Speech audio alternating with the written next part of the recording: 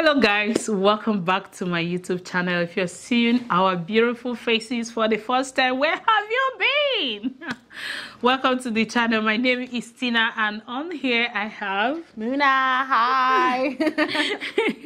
So I have been with Mona since today. It's been like I've been chatting with my sister, like my mouth has been dry all the time. I've been in this Canada, but look at us vibing like we have known ourselves for ages. Yes, it's so nice meeting Tina. I've met Tina for over a year now, and Yeah. it's so nice talking to her and just, you know, having somebody to chat with time to time. Yeah, I told you guys we are bringing content back to back. And do let us know, before I forget, do let us know if there are content you want me to film with Mona, or even if possible, she bring on her friends. I want to see your Igbo friends. Let them come and tell us, I like African men, or I don't like African men, all those vibes. Yes. I want it, I want it, yes. So do let us know in the comment section. But today we are going to be talking about Mona. Please introduce yourself before I tell them the topic of today so that I don't blow less of your trumpet. There's nothing to add to that trumpet. So my name is Muna, and honestly, I don't even know what to say. I've been here for so many years, and then I'm a nurse as well, RN in the hospital. So, little much that's me. Okay.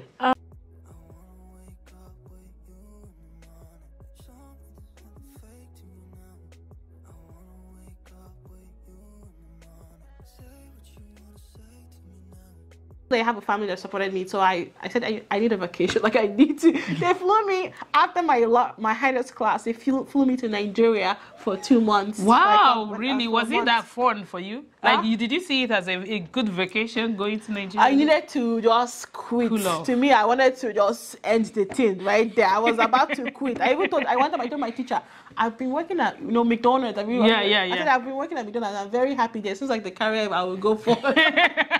My teacher was like, what? And this was my 3rd year. She's like, what are you talking about? That's really funny. That day, she sent me from clinical to my counselor that day. Are you serious? Yeah, so honestly, it's a hard career, but like, if you stick it out or just keep pushing through, you know, you still make it out. Like, if you need to study more, maybe somebody can help you. If you need advice, look to Tina's blog. Maybe you can hear the word of advice and motivation that you need. You know? Yes, it's very hard though. So the next question I want to ask is that, of course, for international students, when they come here, I don't know if you have an idea here. If you study here, do you write the NCLAS? Yes. Then what is it like? Is it like a tough milestone to break, or is it like something? Yes, not easy to get. Yes, once you graduate from your university program here, you have to write the NCLEX. You write the NCLEX, and if you write the NCLEX, you can work here, US. Like it's a board of exam that you have to write to get your license. Okay. So it's very hard. Like people always say, it's. I'm not gonna put it down though, but like 1 month of study would get you to the. It's just trying to check if you're safe to practice. Okay. It's checking to say you're safe enough to practice in nursing. It's only asking you questions. It's not, if you go and, like one thing, when I was doing my study, it was like 4 years ago, but when I was doing my studying, it will always target the place that you don't know, right? The question is always looking for your weak points. Okay. So if you answer a question, you get it right. Okay. It's like, okay, you know this, let me go deeper. Okay. It will keep digging. Okay. Yes, but it's honestly just checking if you're safe enough to practice. What do you think is right? And like, are you safe in the hospital? That's what it's trying to check out for you. And if you know the basic knowledge, I think that 2nd year, 3rd year class is what is mainly asking you. Like that's basic knowledge of what nursing is and what you're expected of you. So if you know that, I'm sure you'll pass. Okay. Not to bring down the complexity of NCLEX, but if you will pass, yes. Okay, so what's the most challenging aspect of being a nurse? See the way I'm interviewing you, asking questions like, say... That's a hard question. See the way I'm throwing the question as if I wrote it down from somewhere. I know, that question just hit in my head. Yeah, what's the most challenging area or aspect of being a nurse? Like, hey, if you can take this away, life is... LG. There is burnout though. Not to scare people though. You know, that 12 hours. But hey, it's true. I had these 12 hours. 12 hours of work. Why not 8?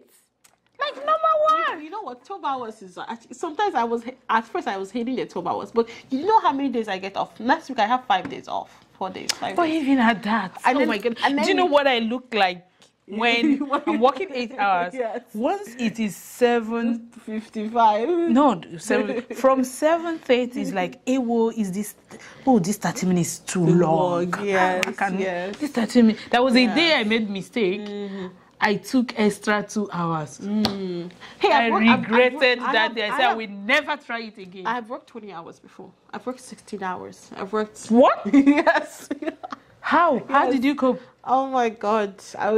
I just do it. When you're in it, you just do it. But I think there's a burnout though. Like the thing is like, you know, like it gets a lot at some point. Like when you work, you know, maybe you just need to, you know, take a day off, you know, when your day off, make sure you're relaxing, you're comfortable in your space, you know, resting, and then you go back on. Or if it gets that your burnout is getting too much, maybe you need to change that unit you're in that is stressing you. There's other units there too, you know, that you can do that would reduce your burnout, you know. Like you said, if you keep working the same area, you're feeling very tired, this is stressing you. Oh God, change that unit. So there's a different other ones. Okay, so another question I want to ask now is that I don't know if I'm wrong or right. Nurses here in Canada, I feel that nurses here in Canada do not do much to compare to Nigeria, in the sense that here you rarely see nurses giving injection. It's not like malaria, piam, bring your bomb up, you know, and they don't put lines when they have to put intravenous, all those stuff.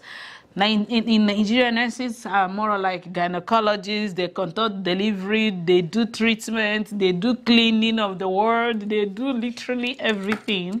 But like, what do nurses here actually do? Because there are people who clean the hospital. The doctors are there to impact.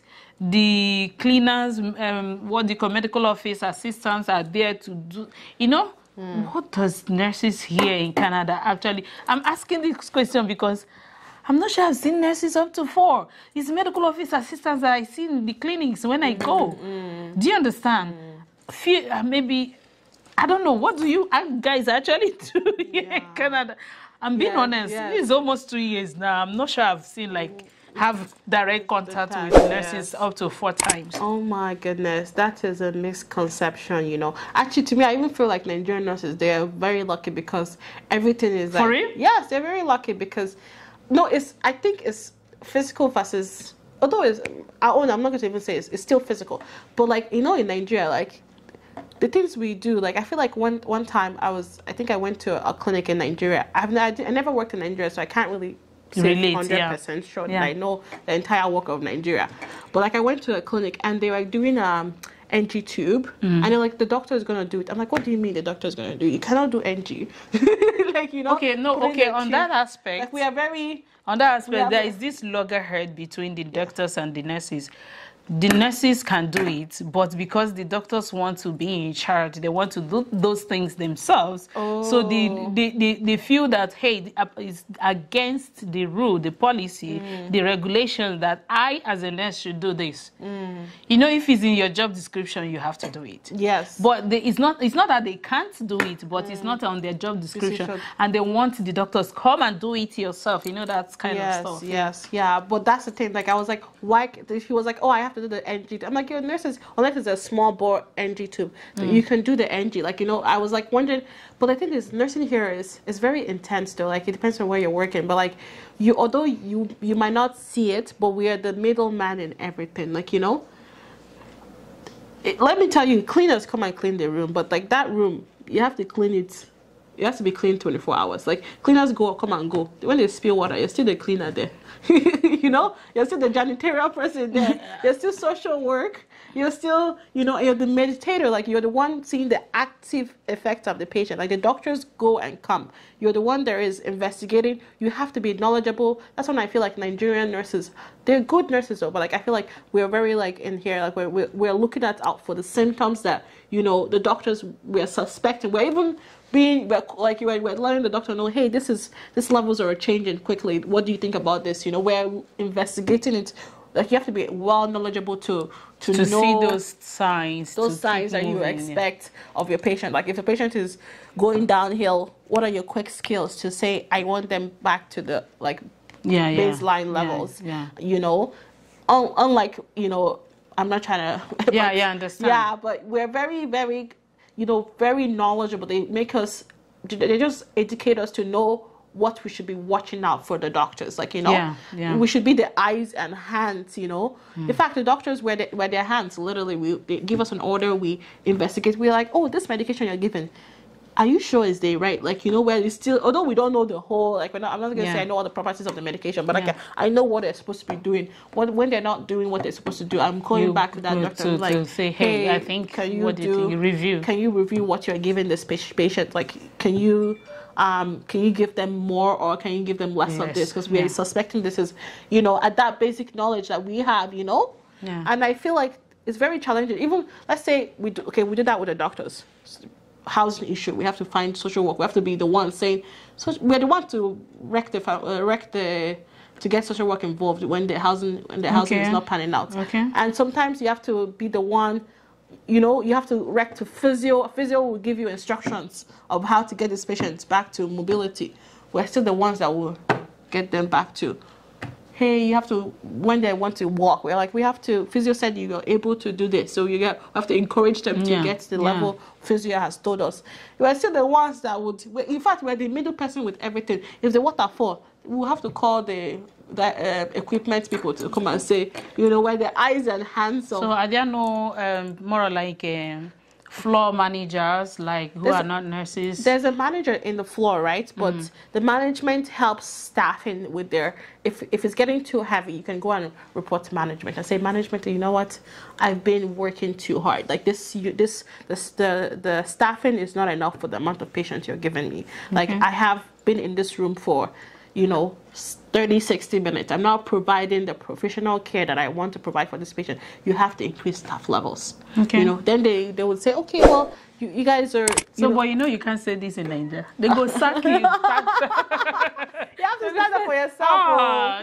That they have respect for staff. You can't say that. So the work is too much. The work is hard and heavy sometimes. But sorry, are there nurses in clinics, like, you know, like clinics, like what we call hospital in Nigeria? Are there nurses in clinics? Well, I feel like, not that I'm trying to because I'm yet to see there one. There is some clinics that nurses are, but like the nurses there, they also give them activities, like let's say clinics for wound care.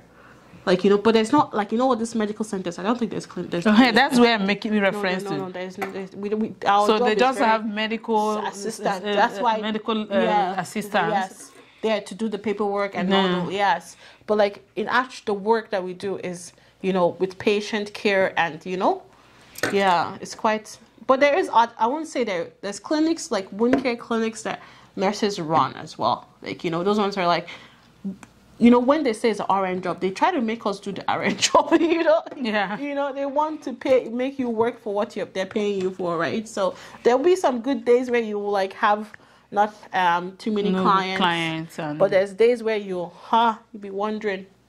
But 12 hours is too much. Does it cut across all the provinces, or is just Saskatchewan? Most provinces, yes. But there's, even with this province, there's units where they work only 8 hours too. We got there. No. Because, you know what? Have you ever had 7 days off? It's the same thing. Just give it to me bit. Just give it to me bit by bit. Imagine going to work. Me, I'm already now, like, I advocate for 12 hours, actually. Are you serious? Yes. Because imagine going to work every day, Monday to Friday. That's too much work now. Monday to Friday, you're in the same place every day. Even when you finish at 4, you don't tire now. But this one, you have 5 days off this week. Do you want me to show you my schedule?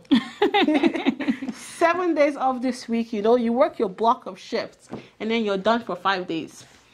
So, so I guess maybe it's hard if you have family too, right? Yeah, like, of course. You'll be like 12 is too much. Yeah, you won't be seeing them, depending on the schedule. Yeah. So what's the sweetest? So let's end it with the sweetest part. I asked the most challenging part. Now I want to ask, what's the sweetest part of being a nurse in Canada? I feel like it's the being able to afford the life that you need. Oh, that's so good. Life is so good. Last year I went to Jamaica. What days ago? I went to Las Vegas. I went to Nigeria. Came back. You went to Nigeria last year? Yes. For real? Yes, I came back. When was that? I went in April. Came back May. Oh, okay. And then I went to Las Vegas to see my cousins, and then I went to Jamaica in Christmas. But this year I didn't. I traveled to Boston this year, and I'm planning to go. Like I've been in Canada. I've gone to Vancouver, just in Canada this year. But like it's the life that you want. You can afford it. You just do it and you go. Yeah, yeah. So I say yes. As long as it's free, you fix your schedule. Yes, you can even give out your shift. I have 7 days off. Yes, I trade the rest. Let's say I can get 2 weeks, like 7 days off. Off I go somewhere. You know, I'm planning even to January to go to Mexico. Okay. For is it Honolulu? Huh? Honolulu, Cancun. Cancun. So January is my birthday. Can I file in? Can I file in? So that life that you want, you will get it. Honestly. Okay. So I would advise anybody to calm down and do it. Yes. So yes. I should go and do it. Oh, please, sister. I want to have a sister in the hospital. I'll be training shit to it. I'll spend 2 years after 2 years. No, thank you. No, thank you. And funny enough, I have the experience. I've worked in all these similar roles. So it's not, maybe the only thing that will be challenging for me is getting to know the terminology. But one last question. What was it like during COVID-19 for you? Oh my, it was a foreign land. Hazard. It was a foreign land. That's after hazard. A while, you won't get scared now. You've gotten it once or twice. What are you scared of? You caught COVID? Of course I got COVID once. How was it? It was a cold. It was like flu-like symptoms. Flu-like symptoms. You know, my siblings now. At that time, I think my siblings was like, "Take your clothes off in the garage. Don't come inside." They'll spray me down. I was like, you guys, there's nothing I won't. Wallahi, joke apart, if I were to be living with you, you spray me down. Not just spray you. From there, you're walking straight to the washroom. Oh my God. Guess don't touch anywhere. Yeah. Wash them. You know, that was what antiseptic. Doing, yes. Yeah. I will pour rubber.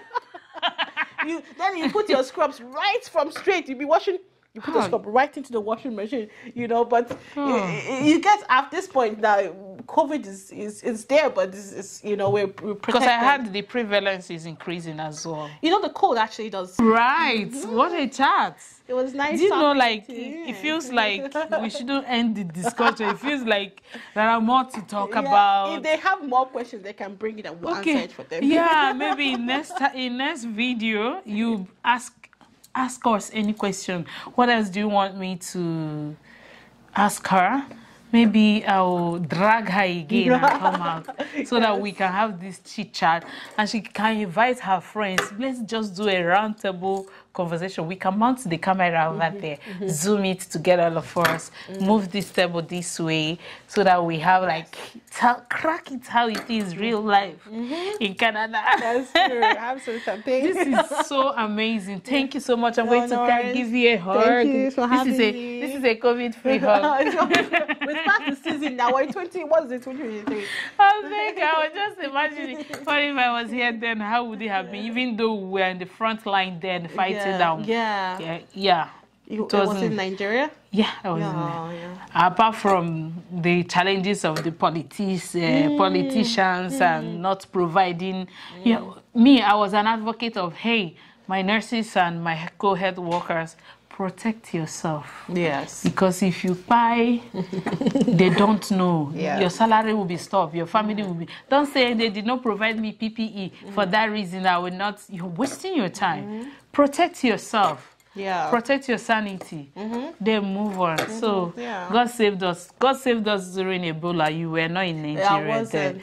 So COVID came, we are still surviving. So nothing again. If they like, when this ching chong chong go bring another one, we will survive with them. All right, thank you so much, Muna. And your Instagram handle once again is Muna's Perfection. Yeah, I'm going to put her Instagram handle on the screen. Muna's Perfection. Remind me to write it down so that when I'm editing, I should be able to put it like as in. I think this is so in-depth, and we have discussed a lot. Thank you so much. God bless you for coming. No worries. Subscribe to this channel, and if you haven't subscribe and share this video. We need to encourage people to join this profession, not just only for the money. Of course, the money is perfect. It qualifies you to start off, because you need to live a life of baby girl just like she's living. Please, but have a little passion about it so that it will not be itchy on the body. You know what I mean? Exactly. Thank you so much, guys, and I will see you all in my next video. Bye-bye. Bye.